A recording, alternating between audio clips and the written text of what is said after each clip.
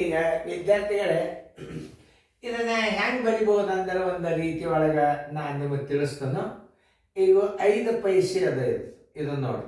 ಈಗ ನೀವು ಬರ್ದೇರಿ. ಈಗ ನೋಡಿ, ಇದು ಪೈಸೆ, 5 ಪೈಸೆಯನ್ನ ಬರೋಬರಿ ಇದನ್ನು ಭಿನ್ನ ರಾಶಿ ಒಳಗೆ ಬರೀರಿ ಅಂದ್ರೆ ಹೆಂಗೆ ಬರಿಬೇಕು? ಮ್ಯಾಲೆ 5 ಪೈಸೆ ಬರೀರಿ, ತಳಗ 100 ಬರೀರಿ.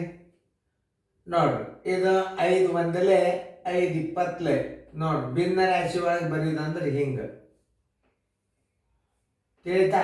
ಅವ್ರ ಎದುರಾಗ ಹೇಳ್ಯಾರ, ದಶಮಾಂಶದಾಗ ಹೇಳ್ಯಾರ. ದಶಮಾಂಶದಾಗ ಬರೆಯಕ್ಕೆ ಹೆಂಗೆ ಬರಿಬೇಕು ಅದು ನೋಡಿ. 5 ಪೈಸೆ, 5 ಪೈಸೆ ಬರೋಬರಿ 5 ತಳಗ 100. ಈಗ ರೂಪಾಯಿ ಪೈಸೆದಾಗ ಅಂದ್ರೆ ದಶಮಾಂಶದಾಗ ಬರ್ದಾರಂದ್ರೆ ದಶಮಾಂಶದಾಗ ನೀವು ಅದನ್ನು 2 ಸ್ಥಾನ ಬಿಟ್ಟು ಬಿಂದು ಕೊಡಬೇಕು. 0 ಬಿಂದು ರೂಪಾಯಿ. ಉತ್ತರ ಸಂಖ್ಯೆ ಇಲ್ಲ ನೋಡ್ರಿ, 0.05 ಉತ್ತರ ಸಂಖ್ಯೆ ಬಿ. ನಿಮಗೆ ಹಿಂಗೂ ಕೇಳ್ಬೋದು, 5 ಪೈಸೆಯನ್ನು ಭಿನ್ನ ರಾಶಿಯಲ್ಲಿ ಬರೆಯಿರಿ.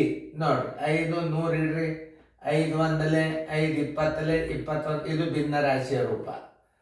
ಆಮೇಲೆ ದಶಮಾಂಶದಾಗ ಇಡ್ರಿ ಅಂದ್ರೆ ಏನು ಮಾಡಬೇಕು? 5 ಪೈಸೆ ಇಡ್ರಿ, 5 ಇಡ್ರಿ, ತಳಗ 100 ಇಡ್ರಿ, 2 ಸ್ಥಾನ ಬಿಟ್ಟು ಬಿಂದು ಕೊಟ್ಟು ಬಿಡ್ರಿ, ಉತ್ತರ ಬಂದ್ಬಿಡ್ತದೆ. ಉತ್ತರ ಸಂಖ್ಯೆ ಬಿ.